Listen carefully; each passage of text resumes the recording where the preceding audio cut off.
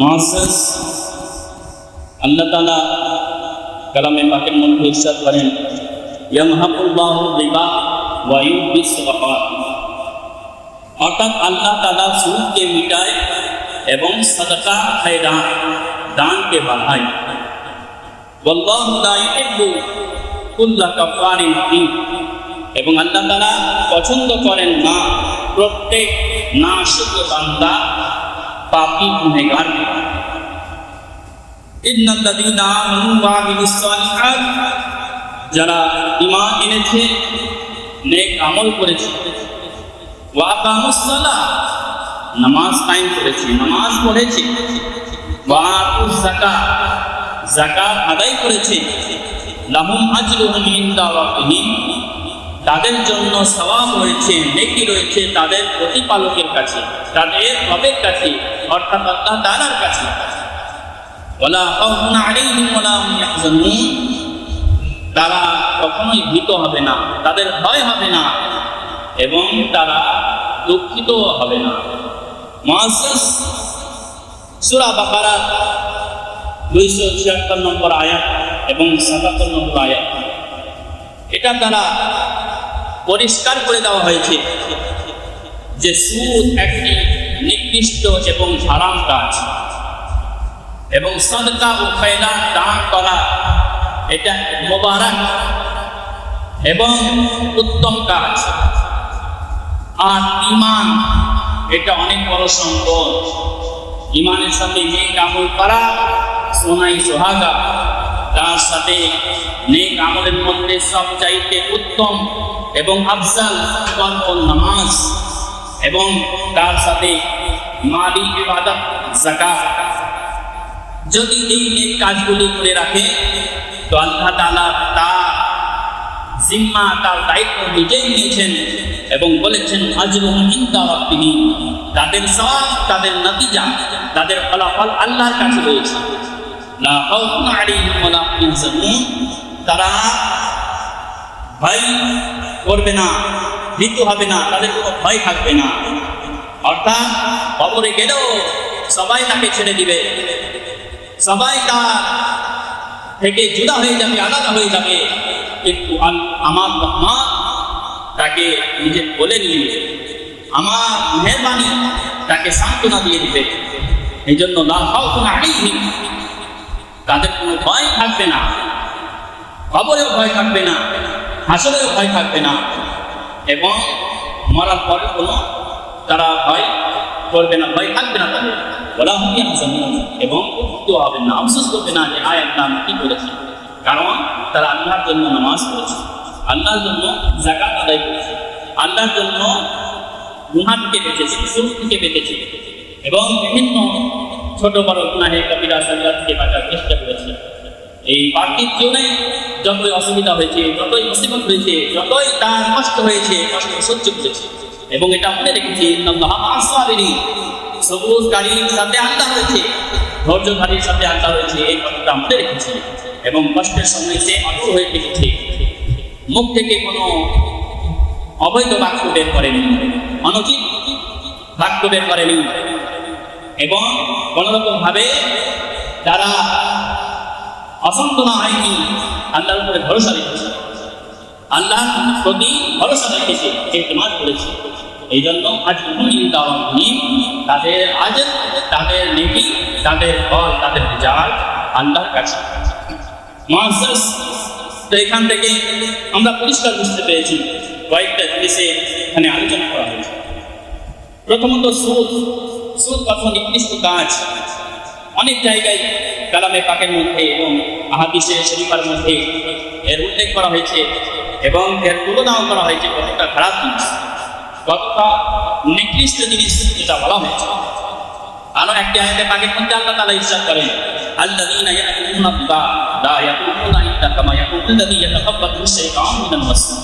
কিয়ামতের দিনে সকল মানব জাতি হিসাবের জন্য উঠবে, হাসরের ময়দানে একত্রিত হবে, নফসি নফসির আনাম হবে, সবাই নিজের হিসাবের ভাববে, অন্য কোনো কিছুর ভাবার তার সময় নেই। সেই অবস্থায় যারা সুদ খেয়েছে এবং এটা জানার পরে যে সুদ হারাম এবং এটা কবিরা গুনাহ, তারপরে সে তওবা করেনি, বিনা তওবায় মারা গিয়েছে, তার অবস্থা কি হবে?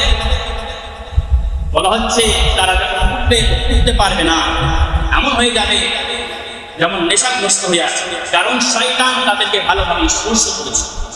আর শয়তান স্পর্শ করেছে আর এরকম বানিয়েছে যেমন সে পাগল, ভালোভাবে দাঁড়াতেও পারে না।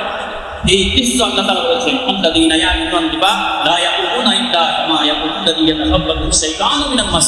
কিয়ামতের দিনে যারা সুদ খেয়েছে তারা যখন উঠবে, তো শয়তানের স্পর্শে একেবারে যেমন পাগল হয়ে যায়, নেশাগ্রস্ত হয়ে যায়, সেইভাবে তাকে হাসরের ময়দানে উঠানো হবে। আল্লাহু আকবার। যার সংস্পর্শে শয়তান থাকে, যাকে শয়তান নিজের কাবুত করে নিয়েছে, সে যখন কিয়ামতের মাঠে উঠবে তখন তার অবস্থা কি হবে? আল্লাহু আকবার। আল্লাহ পানা আমাদেরকে সেই অবস্থা থেকে পানা চাওয়া উচিত এবং আল্লাহ তাআলা যেটা হারাম করেছেন সেই হারাম থেকে অবশ্যই বাঁচা উচিত। আরেকটি আয়াতে পাকের মধ্যে আল্লাহ তাআলা ইরশাদ করেছেন, ইয়া আইয়ুহাল্লাযীনা আমানু তাকুল্লাহ ওয়া দারু মা বাকিয়া মিনার রিবা ইন কুনতুম মুমিনিন।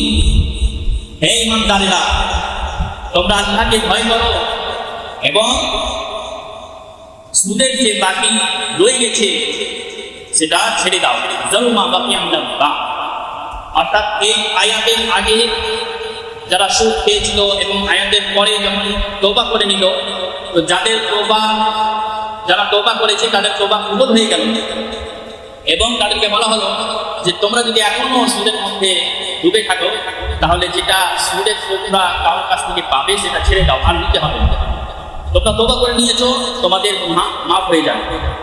তো এই আয়াতের মধ্যে যেটাই বলা হচ্ছে, জারু মা বাকিয়া মিনার রিবা, যেটা তোমাদের বাকি রয়ে গেছে নেওয়াতে সেটা ছেড়ে দাও। ইন কুনতুম মুমিনিন, যদি তোমরা মুমিন হও। অর্থাৎ সুদের মাল ছেড়ে দিতে বলা হয়েছে। এখানে কিন্তু আসল মাল নয়, কেউ আসল মাল কাউকে ধার দিল আবার সে নিবে, সেটা তো জায়েজ আছে, কিন্তু তার উপরে যেটা ইন্টারেস্ট নেওয়া, এক্সট্রা নাফা ফায়দা নেওয়া, সেটা সুদ, সেটা না জায়েজ আছে। তো সুদটাকে বলা হয়েছে তোমরা ছেড়ে দাও, সেটা নিও না। ইন কুনতুম মুমিনিন, যদি তোমরা মুমিন। মুআজ্জাজ আল্লাহ তাআলা বর্ণনা দেখো, আমরা যেরকম বলি তুমি যদি মানুষ হও তো এই কাজটা করো, তুমি যদি ভালো হও তো এই কাজটা করো, তুমি যদি ভালো হও তো এই কাজটা করো। মুআজ্জাজ আল্লাহ তাআলা বলছেন যে তুমি সুদকে ছেড়ে দাও যদি তুমি মুমিন হও। তো মুমিন হওয়ার জন্য, প্রকৃত ঈমানওয়ালা হওয়ার জন্য সুদ থেকে বাঁচা অবশ্যই অবশ্যই জরুরি রয়েছে। মুআজ্জাজ আসুন হাদিসে পাকের মধ্যে এর ব্যাপারে কি বলা হয়েছে জানি। জাবির হযরত জাবির রাদিয়াল্লাহু তাআলা তিনি বর্ণনা করেন, লাদা রাসূলুল্লাহ সাল্লাল্লাহু আলাইহি ওয়াসাল্লাম, নবী পাক সাল্লাল্লাহু আলাইহি ওয়াসাল্লাম লানাত করেছেন, অভিশাপ দিয়েছেন, বদদুয়া দিয়েছেন তাকে, আকিনা বা সুদ খানে ওয়ালাকে, ওয়া মুকিলাহু, এবং যে সুদ খিলায় অর্থাৎ দেনেওয়ালা তার উপরে অভিশাপ, ওয়া কাতিবাহু, এবং যে সুদের ব্যাপারে ব্যবস্থা করে লেখালেখি করে তার উপরে অভিশাপ, ওয়া শাহিদাইহি, এবং যারা এই পরিপ্রেক্ষিতে সাক্ষী দেওয়া হয় তাদের প্রতিও আল্লাহ তাআলা অভিশাপ করেছেন। ওয়া ক্বালা হুম সাওয়াউন, নবী পাক সাল্লাল্লাহু আলাইহি ওয়াসাল্লাম বলেছেন তারা সবাই বরাবর, অর্থাৎ বরাবর তারা পাপ অর্জন করবে। অতএব এই থেকে আমাদেরকে বাঁচা থাকা উচিত। আরো একটি হাদিসের মধ্যে বলা হয়েছে, হযরত আব্দুল্লাহ ইবনে মাসউদ রাদিয়াল্লাহু তাআলা আনহু হতে বর্ণিত, আনিন নবী সাল্লাল্লাহু তাআলা আলাইহি ওয়াসাল্লাম, নবী পাক সাল্লাল্লাহু আলাইহি ওয়াসাল্লাম থেকে বর্ণনা করা হয়েছে, আকা করিম সাল্লাল্লাহু আলাইহি ওয়াসাল্লাম বলেন, আল রিবা সালাসাতুন ওয়া সাবউনা বাবান, সুদের ৭৩টা স্তর রয়েছে। সালাসাতুন মানে ৩, সাবউনা মানে ৭০ আর ৩ ৭৩। তো সুদের ৭৩টা দরজা রয়েছে, অর্থাৎ ৭৩টা কোয়ালিটি রয়েছে, ৭৩ রকমের পাপ রয়েছে, পাপ গুনাহ। আইসারুহা মিসলু আইয়ানকে আল রাজুল উম্মা, সবথেকে যেটা নিম্ন, সবথেকে যেটা ছোট পাপ, সেই পাপের মিসাল দেওয়া হচ্ছে যে মানুষ নিজের মায়ের সাথে ব্যভিচার করে। আল্লাহু আকবার, মাআযাল্লাহ। এটা সবথেকে ছোট পাপ হয়েছে, এর চাইতে বড় বড় পাপের মধ্যে রয়েছে। অর্থাৎ সুদে যতটা পাপ রয়েছে সেই পাপগুলি কার মধ্যে হতে পারে তার উদাহরণ এখানে বলে দেওয়া হলো। ওয়াইন্না আরবা বা এরুল রাজুল মুসলিম। এবং আরেকটি আমাদেরকে উপদেশ দেওয়া হয়েছে এখানে, যে কোনো মুসলমান ব্যক্তির উপরে আঘাত করা, কোনো মুসলমান ব্যক্তিকে কষ্ট দেওয়া, তাকে পরেশান করা, তাকে অসুবিধায় ফেলা, তাকে নির্যাতন করা, তার উপরে অত্যাচার করা, তাকে জ্বালাতন করা, এটা হচ্ছে সুদের মধ্যে একটা বড় সুদ। অর্থাৎ এখানে বলা হয়েছে যে সুদের যেরকম পাপ হয়, বড় বড় পাপ হয়, কবিরা গুনাহ হয়, সেই রকম একটা মুসলমান ব্যক্তিকে যদি কষ্ট দেওয়া হয় সেই রকম পাপ তারও হয়। আল্লাহু আকবার। তো আমরা বুঝতে পারলাম যে সুদ কত নিকৃষ্ট কাজ এবং মানুষকে কষ্ট দেওয়া, মুসলমানকে পরেশান করা, এক মুসলিম ভাইকে নির্যাতন করা কত বড় পাপ এখান থেকে আমরা বুঝতে পারলাম। যেরকম সুদের পাপ সেরকম মানুষের উপরে আঘাত করাও পাপ। আল্লাহু আকবার। মুআজ্জাজ এই পরিপ্রেক্ষিতে অনেক হাদিসে মুবারক রয়েছে, অনেক আয়াতে পাক রয়েছে, যেটা পড়ে এবং শুনে জানার পরে আল্লাহর ভয় অবশ্যই হওয়া উচিত। মুআজ্জাজ এটা তো হাদিসে মুবারক থেকে এবং কোরআনের আয়াত সমূহ থেকে আপনারা শ্রবণ করবেন, জানবেন। তবে মাসলা মাসাইল এই পরিপ্রেক্ষিতে কি রয়েছে, অনেক প্রশ্ন হতে পারে যে সুদ কাকে বলা হয়, কখন হয়, কোনো এমন রাস্তা আছে কিনা দেখতে সুদের মতো লাগে কিন্তু সেটা জায়েজ, এরকম অনেক প্রশ্ন রয়েছে, অনেক জানার বিষয় রয়েছে। কিন্তু মুআজ্জাজ আপনাকে হতে হবে একজন প্রকৃত মুমিন। এই জন্য আপনার যখন যেটা দরকার, যখন যেটা প্রয়োজন, আপনি এমন অসুবিধায় পড়ে গিয়েছেন যে আপনাকে হাত নিতে হবে, কাজ নিতে হবে, সেই অবস্থায় আপনি কি করবেন এবং কিসের জন্য ধার নেবেন সেটাও দেখা রয়েছে, কার কাছ থেকে নেবেন সেটাও দেখা রয়েছে। মুআজ্জাজ বিভিন্ন দেখার বিষয় রয়েছে। আপনার যেটা প্রয়োজন সেটা যদি আপনি অনুমান না করতে পারেন বা আপনার জানা না থাকে, ফাসআলু আহলা যিকরি ইন কুনতুম লা তা'লামুন। আল্লাহ তাআলা বলেন তোমরা জেনে নাও, যারা জানে, যারা আলিমে দ্বীন রয়েছে, যারা শরীয়তের মাসলা মাসাইল জানে তাদেরকে জিজ্ঞাসা করে নাও। যদি তোমরা না জানো তো অবশ্যই নিজের ব্যাপারে জেনে নিতে হবে। মুআজ্জাজ উদাহরণস্বরূপ যেমন ব্যাংক থেকে ইন্টারেস্ট পাওয়া যায়, ব্যাংক থেকে সুদ পাওয়া যায়, সেটা জায়েজ হবে কি হবে না। আবার কোনো মুসলমানকে ধার নিয়ে সেটা সুদ নেওয়া এবং দেওয়া, তার হুকুমটা কি, ব্যাংকের হুকুমটা কি। কেউ যদি মজবুরিতে নেয়, অর্থাৎ শরীয়তি মজবুরি, মজবুরি অনেক রকমের রয়েছে। কেউ নিজের ব্যবসা বাড়াবার জন্য বা কেউ শখে মানে নিজের ভ্যালু আরও বাড়াবার জন্য নিবে, যেটা তার খুব দরকারও নেই। যদি সেটা না করে তাও তবুও চলবে, তার দিন চলবে, তার সংসার চলবে, কিন্তু তবুও নিবে, তার হুকুম কি, এরকম অনেক যেরকম অবস্থা হবে সেরকম তার জন্য হুকুম হবে।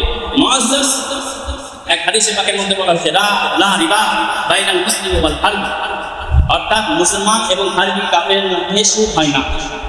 মুআজ্জাজ এক মুসলমান অপর মুসলমানকে সুদ দিল, সুদে টাকা ধার দিল, তো দেনেওয়ালা যেরকম গুনহগার, লেনেওয়ালাও সেরকম গুনহগার। এবং যেটা আমরা হাদিসে বললাম যে তার দোহা দেনেওয়ালা গুনহগার, তার লিখনেওয়ালা গুনহগার। তো মুসলমান মুসলমানকে সুদ না দিতে পারবে, না নিতে পারবে। এক অবস্থা হলো। আরেকটি অবস্থা এটা হতে পারে যে কোনো কাফিরকে আপনি দিলেন, সুদে টাকা দিলেন, তার কাছ থেকে আপনি সুদ দিবেন। তো এই ব্যাপারে আপনার অনুমতি রয়েছে, লা রিবা বাইনাল মুসলিমি ওয়াল হারবি। আপনি যদি কোনো কাফিরকে, আরবি কাফিরকে যদি আপনি সুদের টাকা দেন এবং তার কাছ থেকে ফায়দা বা নাফা নেন, সেটা আপনার জন্য অনুমতি রয়েছে, সেটা যায়। এই হিসাবে ব্যাংকের সুদ নেওয়াটা, ব্যাংকের মালিক যদি গায়ে মুসলিম অমুসলিম থাকে তাহলে তারও হুকুম এটা রয়েছে। তবে হ্যাঁ, এরপরেও যদি ইন্টারেস্ট, সেটা ইন্টারেস্ট বলা হয়, সুদ বলা হয়, কিন্তু আসলে সেটা সুদ না, এক টাকা নাফা, মানে এক হিসাবে সেটা ফায়দা, মানে খুশি হিসাবে সেটা কিন্তু কাফিরের তরফ থেকে বা মুসলিমের তরফ থেকে দেওয়া হয়েছে, খুশি মানুষ। বা আপনি ব্যাংকে টাকা রাখলেন, সেই টাকা কিন্তু ও ব্যবহার করছে, সেই ব্যবহারের মজবুরি হিসাবে বা সেটার ফল হিসাবে আপনাকে কিছু বাড়তি দিল। তো যদি সে আপনার অমুসলিম থাকে তাহলে কিছুটা অনুমতি রয়েছে, সেটা জায়েজ রয়েছে।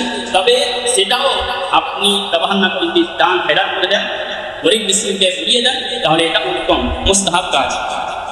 এবার যদি হ্যাঁ, এটা তো নেওয়ার ব্যাপার হলো, কিন্তু আপনি দেওয়ার ব্যাপারে, যখন আপনি ধার নেবেন, এটা তো ধার দেওয়ার ব্যাপার হয়ে গেল। ব্যাংকে আপনি রাখলেন, আপনি পেলেন, এটা তো নেওয়ার ব্যাপার হয়ে গেল। এবার দেওয়ার ব্যাপার আপনাকে যদি দিতে হয়, তো দিতে হয়, দেওয়ার ব্যাপারে বলা হয়েছে সেটা নাজায়েজ, হারাম। তবে আজ জরুরাতুল শাদীদা, হাজাতে শরঈ যদি হয়, যেমন কারো থাকার জায়গা নেই, সেই জায়গার জন্য যদি সে লোন নেই, টাকা নেই, বা বাড়ি নেই, বাড়ি তৈরি করার জন্য যদি নেই, তো এটা হচ্ছে জরুরতে শরঈ। যতটা দরকার হয়েছে ততটাই তার জন্য অনুমতি রয়েছে, সেটা নিতে পারে।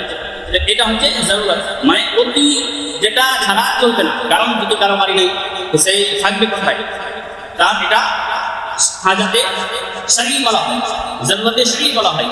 এইরকম যদি মজবুরি থাকে তাহলে তার অবস্থা অনুযায়ী জায়েজ রয়েছে। নচেত এমনি শুধু ভ্যালি বাড়াবার জন্য এবং অযথা যেটা দরকার নেই, যেটা দরকার কাকে বলা হবে শরীয়তের ভাষায়, যেটা ছাড়া তার গতি নেই, যেটা ছাড়া তার গতি নেই, একেবারে মজবুর সেটা। আর জানছে কি আমার তো এত টাকার আছে, আরও আমি এত টাকা ইয়ে করে বাড়াবো, তো যদি দরকার না থাকে সেরকম, তাহলে তার জন্য না যায় ভালো। আর মুসলমান এক মুসলমান দ্বিতীয় মুসলমানকে দিবে বা নিবে, এটা সরাসরি, এটাতে কোনো মতভেদ নেই, আর এটাতে কোনো ছাড় নেই, কোনো রকমভাবে ছাড় নেই। এটা সরাসরি না যায় হারাম। এক মুসলমান দ্বিতীয় মুসলমানকে নাসিব দিতে পারবে, না নিতে পারবে, কোনো অবস্থাতেই নয়। বরং যদি কোনো মুসলমান ভাই এমন অবস্থায় পড়ে গেছে তার ক্ষতি হচ্ছে না, আর যদি তার কোনো মুসলমান ভাইয়ের কাছে যদি টাকা ধার যায়, তো তার অবস্থাও সে জানে যে হ্যাঁ অবশ্যই সে মুসিবতে পড়েছে, এমন অবস্থায় তার জন্য একটা হক রয়েছে, মুসলমানের হক সহযোগিতা করেছে, তো সেটা সেই অবস্থায় তাকে দেওয়া আপনার জরুরি রয়েছে, যদি তার অবস্থা জানে এবং কনফার্ম থাকে। মহাজ্জেজ এই পরিপ্রেক্ষিতে অনেক হেকায়াত আছে, আউলিয়া কেরামের বর্ণনা আছে। এমনকি আপনি দিলেন, দেওয়ার পরে একটা ডেট দিল যে অমুক ডেটে আমি দিব, এক সপ্তাহ পরে বা এক মাস পরে দিয়ে দিব, এক মাসের পর একদিন পার হয়ে গেল, তো একদিনে আপনি 10,000 টাকা বা 20,000 বা 1,00,000 টাকা বা যত হোক দিয়েছেন, একদিনে যদি পার হয়, তো আপনার যতদিন পার হবে ততদিন আপনার ওই অত অ্যামাউন্ট আল্লাহ তাআলার রাস্তায় খরচা করার সওয়াব পেতে থাকবে। এটা আল্লাহ তাআলার তরফ থেকে, মানে আপনি যেহেতু সহযোগিতা করেছেন তার, আপনি তার উপরে আবার সময় দিচ্ছেন, এতে আপনার নামে আমাদের নেকি লিখতে থাকবে খ্রিস্টান জীবন। এই জন্য একে অপরকে আমাদেরকে সহযোগিতা করতে হবে, হারাম কাজ থেকে বাঁচতে হবে। আল্লাহ তাআলা আমাদের সকলকে দান করেন। সকল আমিন সুম্মা আমিন। ওয়া মা আলাইনা ইল্লাল বালাগ। আসসালামু আলাইকুম ওয়া রাহমাতুল্লাহি ওয়া বারাকাতুহু।